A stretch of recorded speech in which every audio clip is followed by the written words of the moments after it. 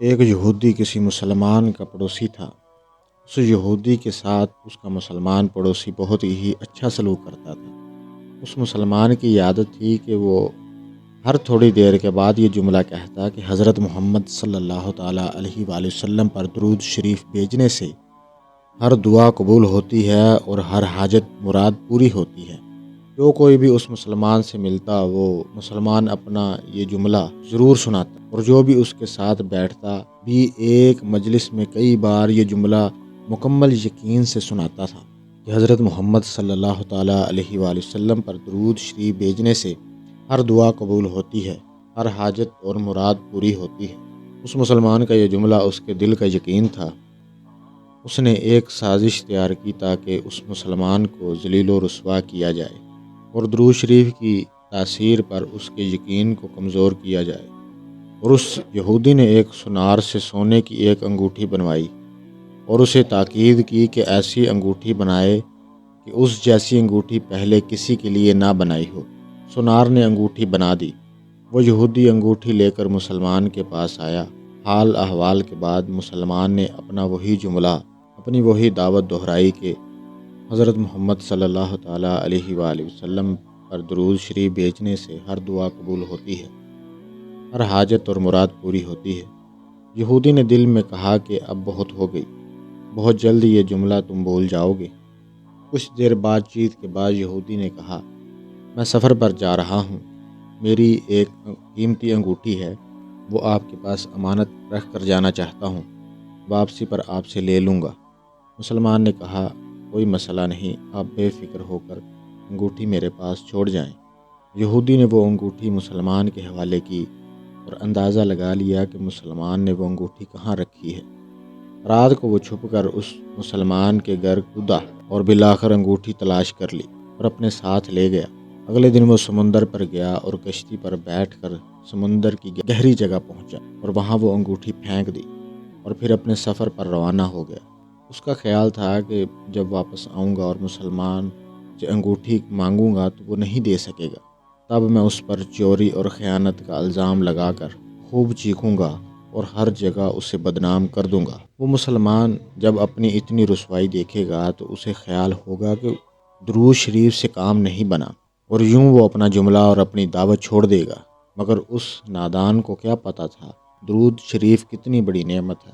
یہودی اگلے دن واپس آ گیا، سیدھا اس مسلمان کے پاس گیا اور جاتے ہی اپنی انگوٹھی طلب کی۔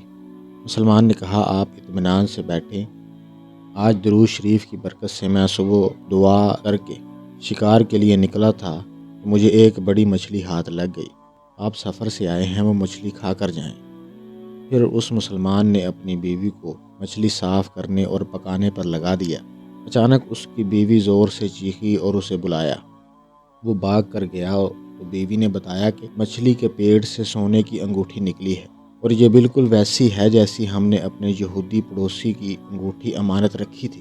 وہ مسلمان جلدی سے اس جگہ گیا جہاں اس نے یہودی کی انگوٹھی رکھی تھی۔ انگوٹھی وہاں موجود نہیں تھی۔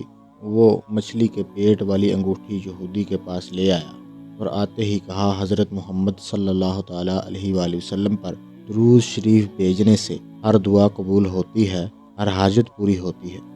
پھر اس نے وہ انگوٹھی یہودی کے ہاتھ پر رکھ دی۔ یہودی کی آنکھیں حیرت سے باہر، رنگ کالا پیلا اور ہونٹ کانپنے لگے۔ اس نے کہا، یہ انگوٹھی کہاں سے ملی؟ مسلمان نے کہا، جہاں ہم نے رکھی تھی وہاں بھی دیکھی، وہاں تو نہیں ملی، مگر جو مچھلی آج شکار کی اس کے پیٹ سے مل گئی ہے۔ معاملہ مجھے بھی سمجھ نہیں آ رہا، مگر الحمدللہ آپ کی امانت آپ کو پہنچی اور اللہ تعالیٰ نے مجھے پریشانی سے بچا لیا۔ بے شک حضرت محمد صلی اللہ تعالیٰ علیہ وآلہ وسلم پر درود بھیجنے سے ہر دعا قبول ہوتی ہے، ہر حاجت اور مراد پوری ہوتی ہے۔ یہودی تھوڑی دیر کانپتا رہا، پھر بلک بلک کر رونے لگا۔ مسلمان اسے حیرانی سے دیکھ رہا تھا۔ یہودی نے کہا، مجھے غسل کی جگہ دے دیں۔ غسل کر کے آیا اور فوراً کلمہ طیبہ اور کلمہ شہادت پڑھنے لگا۔ اشہد ان لا الہ الا اللہ وحدہ لا شریک لہ اشہد ان محمدا عبدہ ورسولہ۔ وہ بھی رو رہا تھا اور اس کا مسلمان دوست بھی، اور مسلمان اسے کلمہ پڑھا رہا تھا، اور یہودی یہ عظیم کلمہ پڑھ رہا تھا۔ جب اس کی حالت سنبھلی تو مسلمان نے اس سے وجہ پوچھی۔ تب اس نو مسلم نے سارا قصہ سنا دیا۔ مسلمان کے آنسو بہنے لگے اور وہ بے ساختہ کہنے لگا، حضرت محمد صلی اللہ تعالیٰ علیہ وآلہ وسلم پر درود شریف بھیجنے سے ہر دعا قبول ہوتی ہے، ہر حاجت و مراد پوری ہوتی ہے۔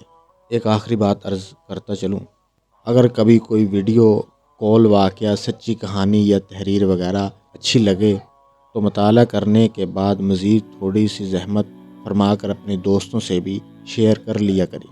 یقین کیجئے کہ اس میں آپ کا بمشکل ایک لمحہ صرف ہوگا، لیکن ہو سکتا ہے اس ایک لمحہ کی اٹھائی ہوئی تکلیف سے آپ کی شیئر کردہ تحریر ہزاروں لوگوں کے لیے سبق آموز ثابت ہو سکتی ہے۔